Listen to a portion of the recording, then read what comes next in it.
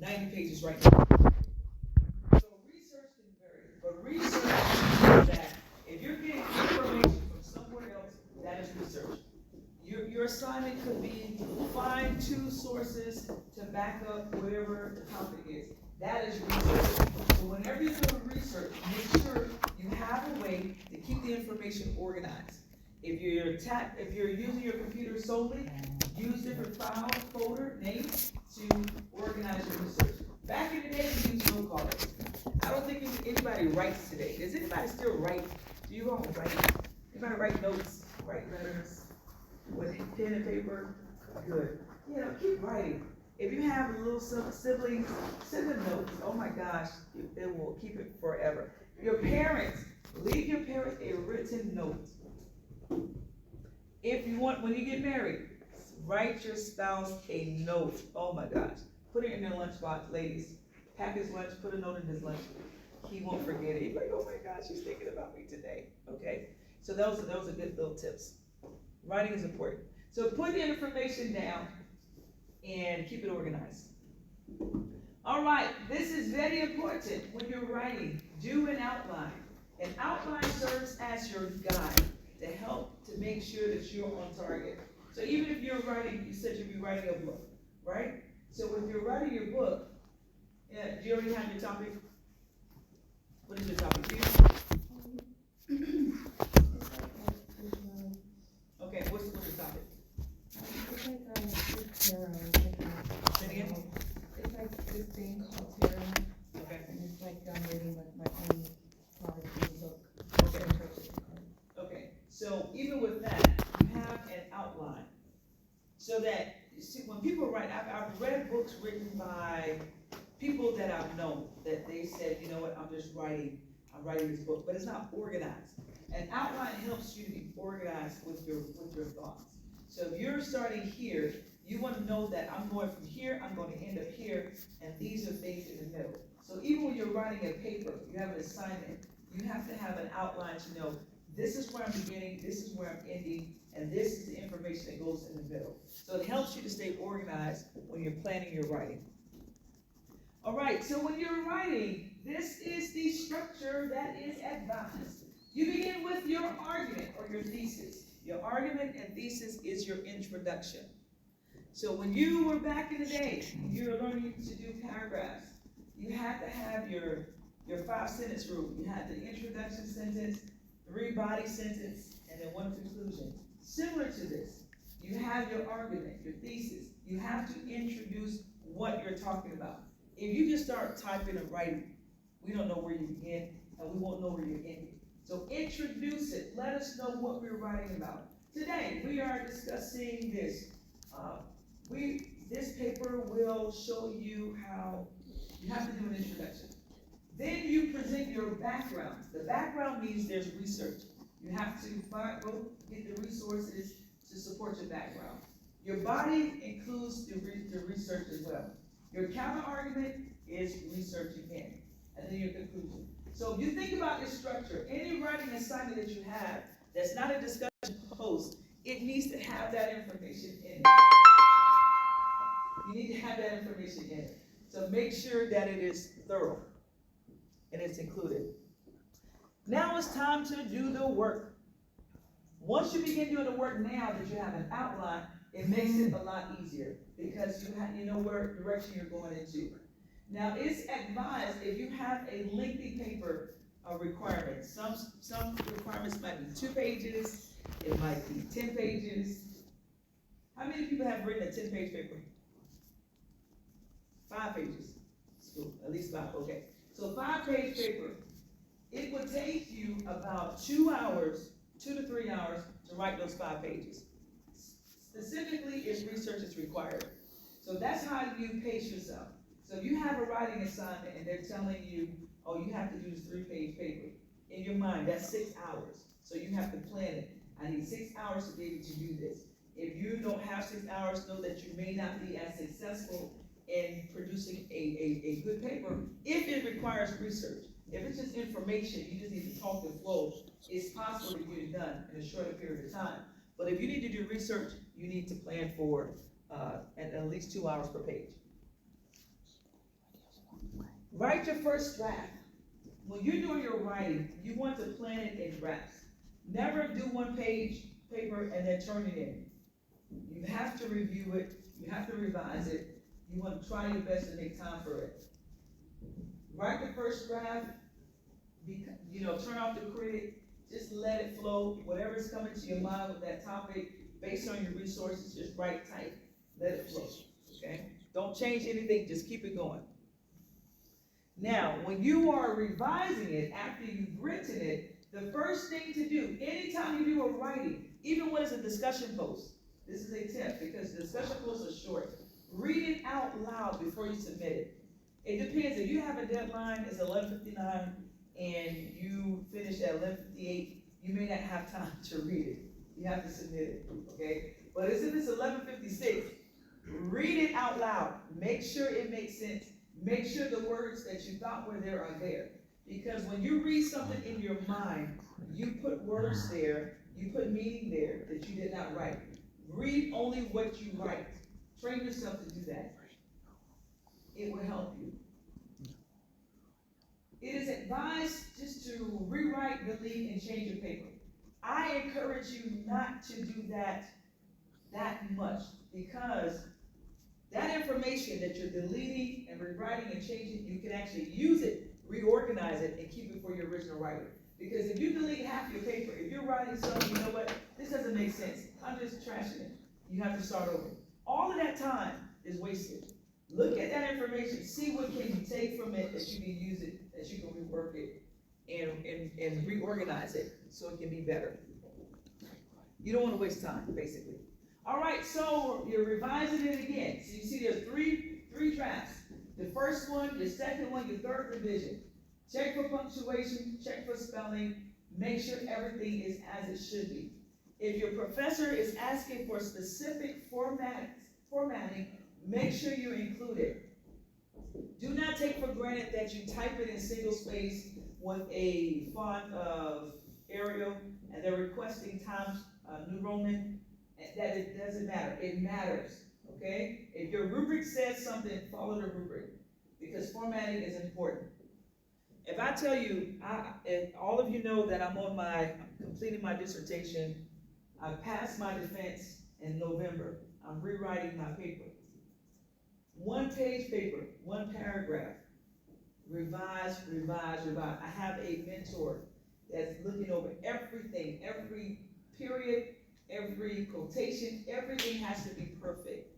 If you know how many times I had to revise 1 page, and I have over 90 pages to get through, okay? It's massive. So formatting matters. Make sure that there's no extra spaces, there's no extra dots. So everything you do won't require that, but if you train yourself that way in your business, in your field of work, you will make sure that you're exact. It teaches you to be perfect, to work, and to master whatever your craft is by being detailed and disciplined. All right, so after you've written it, rate yourself. How well did you do? Did you accomplish your goal?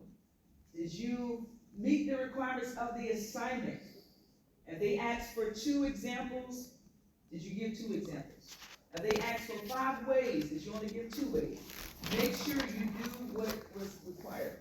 Now, you may not always have someone else that will read your paper before you submit it, but it is advised to make time to meet with the writing center, let them read over your writing, and help to make adjustments if you're a person that needs help. All right, think about your message. What did you want to convey? Think about the mechanics, the writing style, your grammar, punctuation. Make sure everything is the way it should be. When you are citing resources, know that there are certain specific criteria in which to cite those resources. So you have to know what the school is requiring for the citations. All right, you're rethinking. How well did you do? How was this process? Did it work for you? What would you do different next time? Always rethink, always think about, always evaluate your progress and your process. All right, this one is very, very, very, very, very, very, very important. No greater academic sin than plagiarism. plagiarism won't take you to hell, but it might take you out of school. It might give you a 0, a failed grade, and can mar your academic history, okay? Do not plagiarize. There's great severe penalties for it, and it's easily detected. Now, there is a tool called AI that people are using to write their papers for them. Now, there is technology. There's AI technology that can detect AI technology. So, don't do it. There's also human beings that people can hire that can write papers for them. I have been an academic coach for about 5-6 years on the bachelor's level, master's level, and doctoral level. And every level, I've had my clients that ask me to write papers for them. And I remind them, you went to school. I'm not doing your schoolwork. I will revise your paper, help to edit it for you, but I will not do your paper for you. I'll help you get your ideas, get it organized, all of that stuff that we just talked about. But I will not do the research. You went to school. You paid to come to school to learn. Don't pay somebody else to learn what you're supposed to learn, okay? Do your own work. Do your work. It's for you. While you're in school, it is building your intellectual, cognitive muscles, helping you to think critically, helping you to think more broadly. It's helping to expand your mind and your cognitive, intellectual abilities. That's what school does. That's what higher education does. It's assimilation in the mental processes that you cannot get if you don't do the work yourself. Yes? How's plagiarism wrong? How's it wrong? Yeah. Because you're taking somebody else's work and you're saying that you did it. So you didn't do the work. So that's why it's wrong. How else is that? How else is it wrong? How is it wrong? How else? That's it. Because when you submit an assignment, you're saying that I did this work. But if it's his work, then it's not my work. That's plagiarism. Then I lied. I defrauded. I commit fraud. Because at the end of your session in school, you would get a degree. So you're getting a degree based on fraud, saying that you did the work and you didn't. That's why it's wrong. It's fraud. Okay? So we won't do that. Don't do it. Now, sometimes people can plagiarize unintentionally. And that's when you're using a resource and you fail to cite where you got that information from. So if I'm using his work and I put down his name beside it, I gave him credit for the work. So it's clear. It's not my mind. It's not my work. It's his work. That's not plagiarism. So make sure that you cite your sources whenever you get information from wherever you get it from. Cite the sources. Even in my paper, I have a mentor that's mentoring me on my topic. When my mentor tells me something specific and I use that idea, I have to cite it in my paper. My mentor said, or put his name there, okay? So you have to be very careful with this.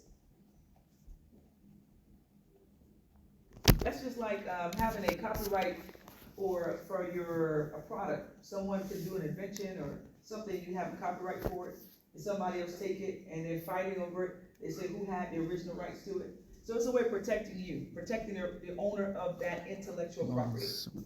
All right, now we are talking about speaking your mind. So this is the more interesting side of the class. And from this is where everyone will come forward to share something good as a practice of public speaking. Now, some people think, which is very erroneous, I think, most people are more afraid of public speaking than dying.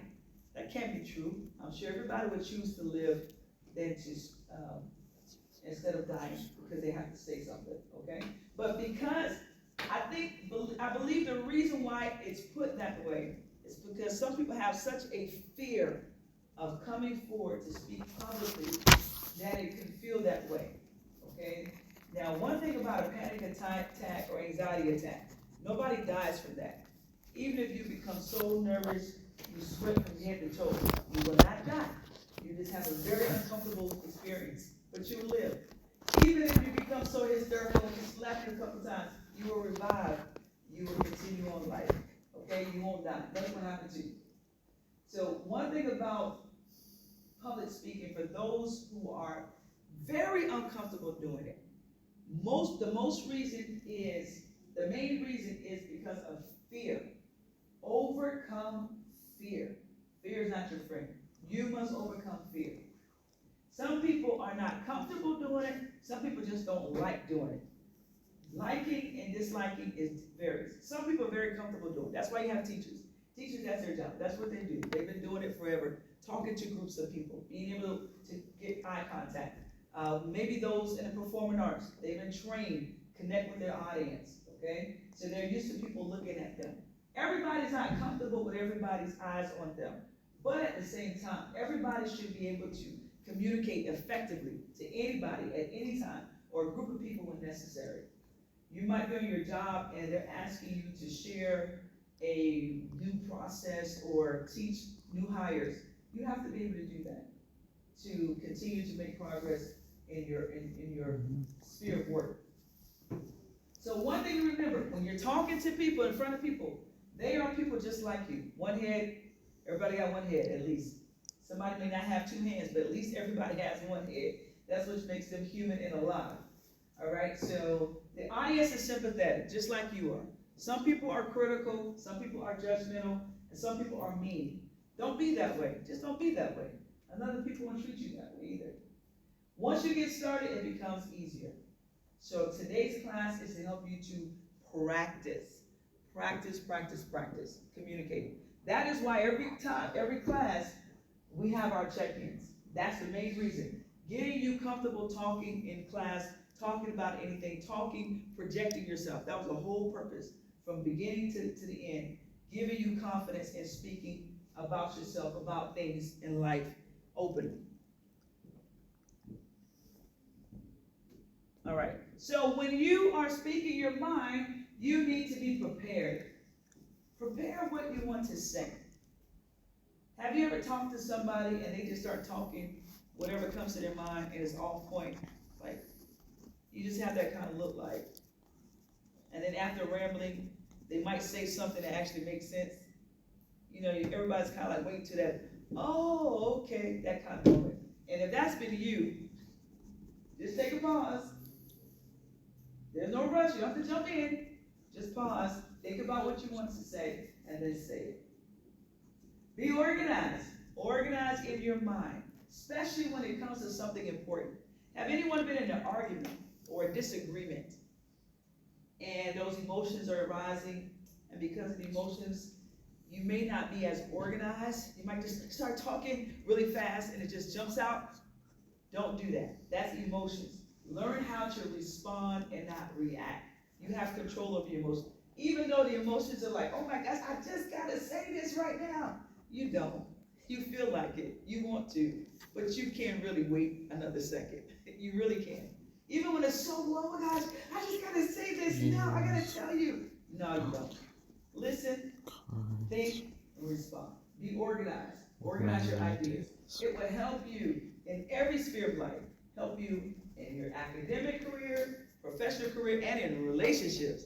Make sure that you say what you need to say. One thing about words, once you send them out there, trying to retract them is not the easiest. How many people said something and they wish they never said that? Anybody got those? Like, ooh. And then they remind you that you said, but you remember what you said. But you said, I said it. I was wrong, okay? So, be organized, be in control. Speak when you need to speak. Work. Now speak clearly and calmly while distracting mannerism. If you're talking to somebody, don't chew gum. If you're doing anything public, professional, and you're having a conversation, do not chew gum.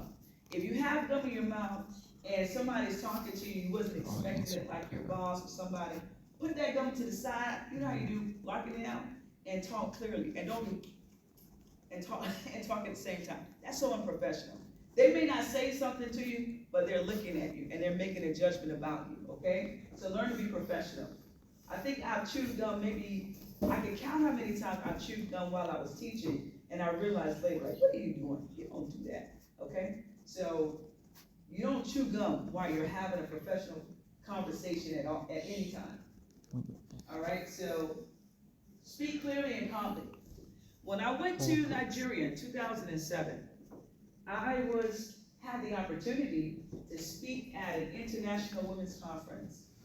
Women from all over Africa came to this conference. So, 500, maybe 1,000 people present. Oh, I was so excited. Yeah, this is great. I'm in Nigeria and I'm speaking. I was so excited. I got there, I got ready, I was prayed up, I got my theme, my word ready. Took the podium and I just started talking. They speak English. English is like the first and second language. So mostly 90% of the audience spoke English. But at least 70% of the audience did not understand anything I said. Why? I spoke too fast.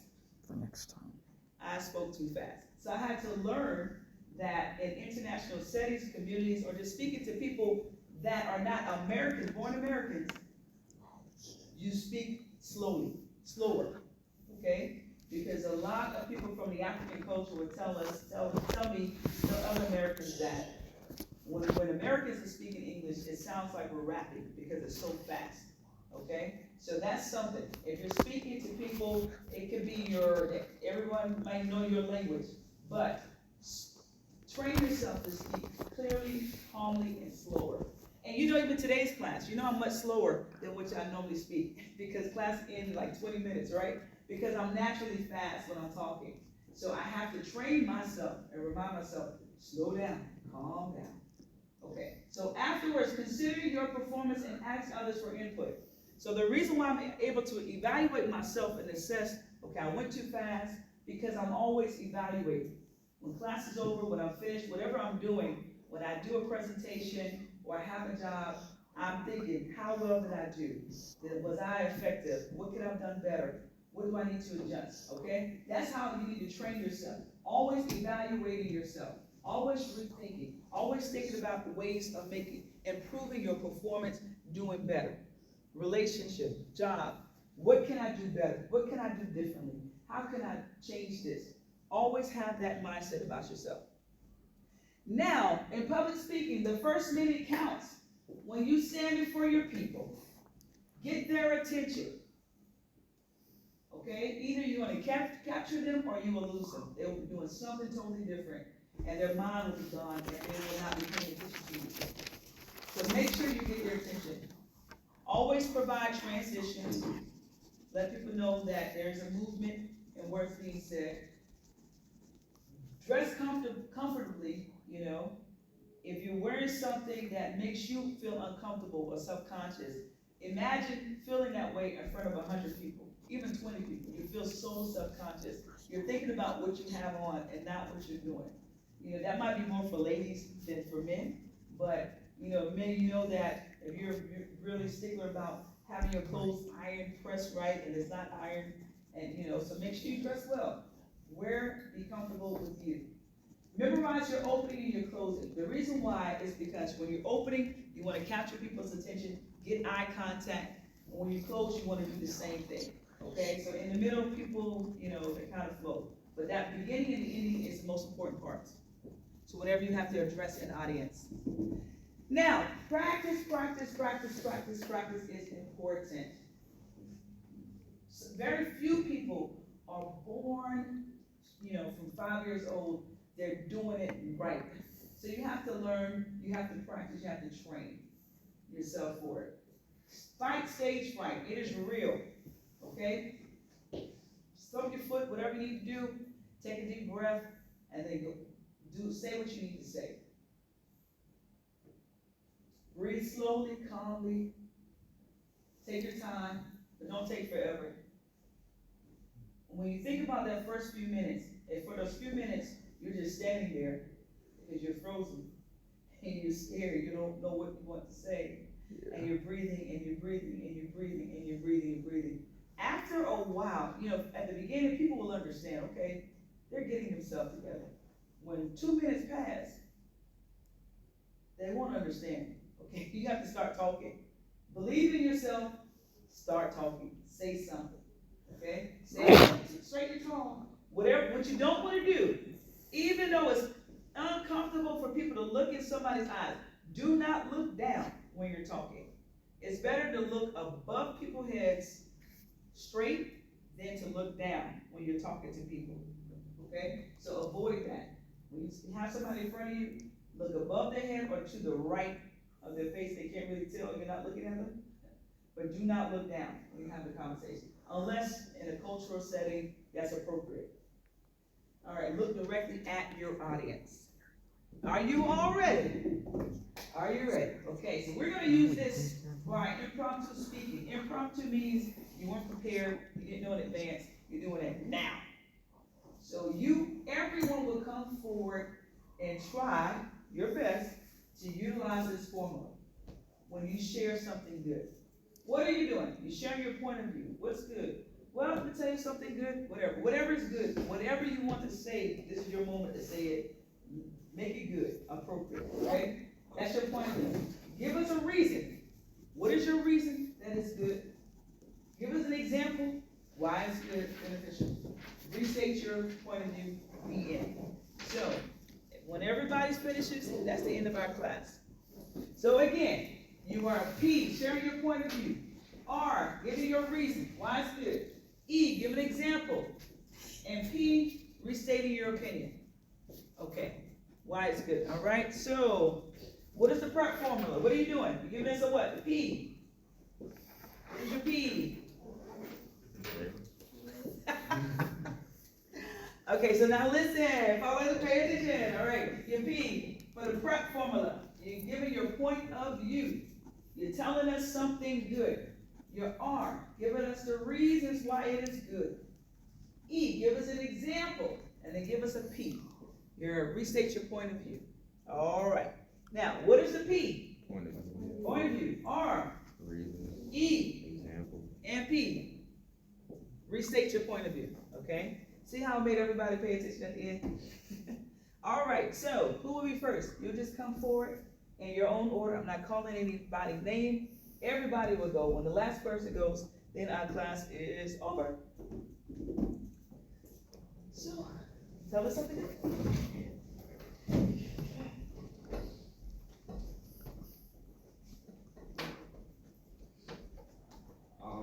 My name is Matthew, and the big thing that's going on in my life is I'm going to New York this summer, and that's really for me that's awesome because since I graduated high school just last year, I've been working like a full-time job, going to school, and I've been really exhausted.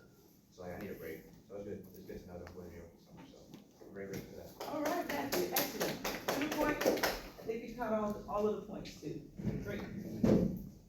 Congratulations on your break. It's needed. Hello, my name is Anthony. One good thing in my life right now is work. I've been really busy with work, and it's really good right now because me and my dad are talking about the future and what we're gonna do and buy land and build our own property, our house, and that's something I've always dreamed of when I was little, having big land for my kid, and I'm having a kid, so that's also a really big blessing. So yeah, that's what's going on in my life. Thank you. Anthony. Let's continue. Everybody go. Thank you.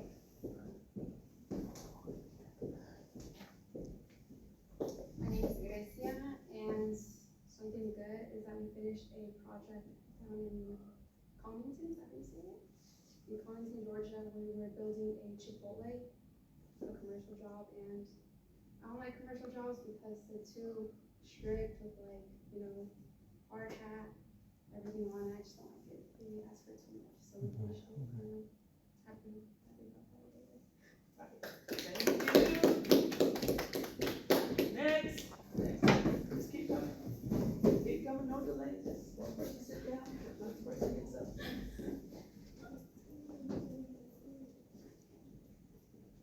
My name is Jameer, and one thing good is I just bought a new car, and I've been working really hard for the past couple months, and it's the first car I bought like by myself, and I'm really happy about it, and I just did a lot of stuff to it, so yeah.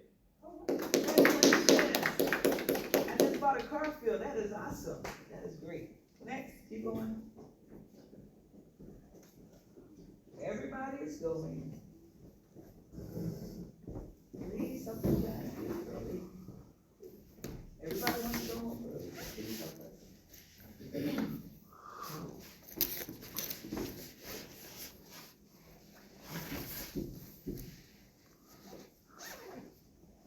My name is Ida, and one of the things is I'm going on a cruise for the summer. And that's it.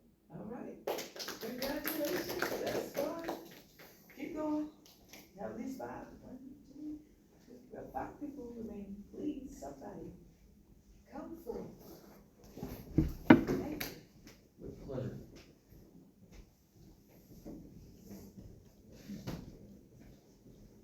Hello, everyone. As you all know, I got math assignments complete, and lesson 3 test will be coming up soon. Spring break will be coming up soon as well. All right, that's good, thank you.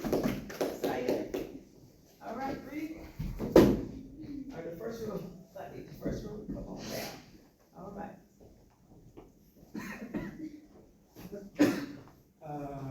I went to 2 movies. One with my little cousin who wanted to watch. What was it? A comic book? It was like a person with a dog. I don't remember what it's called. Yeah. And I went out with my friend to watch Mickey 17, which is a good movie. That's it. All right, Mickey 17? Yeah, Mickey 17, I think is this. Okay, well, we got some reviews already. My name is Ansley, and I get to go to Tennessee to watch my best friend play in the volleyball tournament. All right.